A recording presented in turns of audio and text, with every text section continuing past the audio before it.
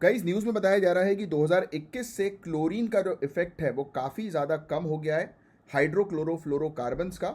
और ये Montreal protocol के तहत हम लोग को देखने को मिला है। और ये जो न्यूज़ है वो पब्लिश हुई थी नेचर जर्नल के अंदर, जो कि काफ़ी इंपॉर्टेंट है आपके एग्जामिनेशन के पर्सपेक्टिव से।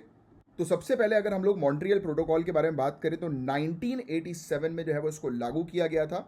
ये एक ग्लोबल ट्रीटी है, मतलब कि पूरे दुनिया भर का एक एग्रीमेंट आप जो है वो कह सकते हो, जिसको डिज़ाइन किया गया था कि हम ओजोन डिप्लीटिंग सब्सटेंस के प्रोडक्शन और उपयोग को जो है वो धीरे धीरे करके ख़त्म करेंगे। मतलब कि ऐसे सब्सटेंस जो होते हैं जिसके तहत हमारा ओजोन जो लेयर होती है वो ख़राब हो रही है, वो फट रही है, तो ऐसे सब्सटेंस को हम धीरे धीरे करके जो है वो कम करेंगे। कि मतलब कोई भी चीज़ ओजोन लेयर को फाड़ने में या उसको ख़राब करने में जो है वो रिस्पॉन्सिबल है, उसको हम ख़त्म कर देंगे।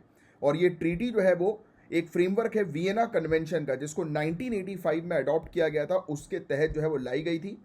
और ये जो हाइड्रोफ्लोरोकार्बन्स की बात हो रही है, HFCs की बात हो रही है, इसको कम करने के लिए एक किगाली अमेंडमेंट आया था 2016 में, जिसको अडॉप्ट किया गया था 2016 में, और ये लागू हुआ था 2019 से। तो सबसे पहले मॉन्ट्रियल प्रोटोकॉल के तहत हमें देखने को मिला कि जो ओजोन डिप्लीटिंग सब्सटेंस था जैसे कि क्लोरोफ्लोरोकार्बन, उसको खत्म किया गया। फिर हाइड्रोक्लोरोफ्लोरोकार्बन्स को खत्म किया। अब हम फोकस कर रहे हैं हाइड्रोफ्लोरोकार्बन्स के ऊपर। और जो अभी ये न्यूज़ आई थी इसमें हाइड्रोक्लोरोफ्लोरोकार्बन्स की बात हुई थी कि 2021 से बहुत ज़्यादा मात्रा में हाइड्रोक्लोरोफ्लोरोकार्बन्स को जो है वो कम किया जा रहा है। तो ये फैक्ट्स आपको बहुत अच्छे से पता होने चाहिए। और मॉन्ट्रियल प्रोटोकॉल की भी जानकारी आपको मिल गई है। इससे रिलेटेड जो मैंने आपको चीज़ें बताई है उसके बस शॉर्ट नोट्स आपको बनाने हैं। इसके अलावा ये देखो आपके सामने एक चार्ट है, इसमें मैंने बताया हुआ है कि क्लोरोफ्लोरोकार्बन जो है वो किससे निकलते हैं। जैसे कि फ्रिज जो होता है हमारे घर पर, refrigerator, air conditioner, right, dry cleaning के जो एजेंट्स हम लोग को देखने को मिलते हैं तो उससे रिलीज होते हैं। फिर हेलॉन्स की अगर बात करें तो ये भी एक ओजोन डिप्लीटिंग सब्सटेंस है जो कि फायर एक्सटिंग्विशर से जो है वो रिलीज होता है। फिर एक कार्बन टेट्राक्लोराइड होता है, ये भी ODS है, यानी कि ओजोन डिप्लीटिंग सब्सटेंस, जो कि अगेन फायर एक्सटिंग्विशर से और भी कुछ सॉल्वेंट से जो है वो रिलीज होता है। फिर एक मिथाइल क्लोरोफॉर्म हम लोग को देखने को मिलता है जो कि एरोसॉल्स के फॉर्म में, जैसे कि जो डिओड्रेंट में जो हम लोग को देखने को मिलता है ना, जैसे डिओ अपन जो है वो अपने ऊपर जो है वो लगाते हैं तो उसमें से एरोसॉल्स निकलता है, ऐसे बहुत छोटे सब्सटेंस, तो उससे ये रिलीज होता है।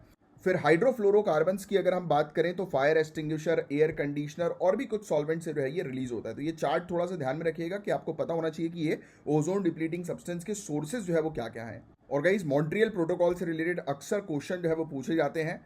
तो मॉन्ट्रियल प्रोटोकॉल जो है वो काफ़ी सारी प्रॉब्लम्स को सॉल्व करता है, जैसे कि ग्रीन हाउस गैस के एमिशन को सॉल्व करेगा, बायोडाइवर्सिटी लॉस यानी कि ये जैव विविधता जो नुकसान हम लोग को देखने को मिल रहा है जैव विविधता में, उसको जो है वो कम करेगा।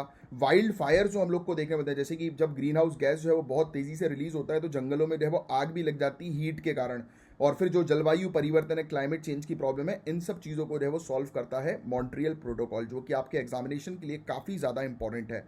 अब देखिए यूपीएससी 2012 में एक क्वेश्चन पूछा गया था, आपके सामने है। इस क्वेश्चन का आंसर नीचे कमेंट बॉक्स पर लिख कर बताएं। और नेक्स्ट यूपीएससी 2015 में भी एक इसी प्रकार का क्वेश्चन पूछा गया था, तो इसका भी क्वेश्चन का आंसर नीचे कमेंट बॉक्स पर आप लिख कर बताएं।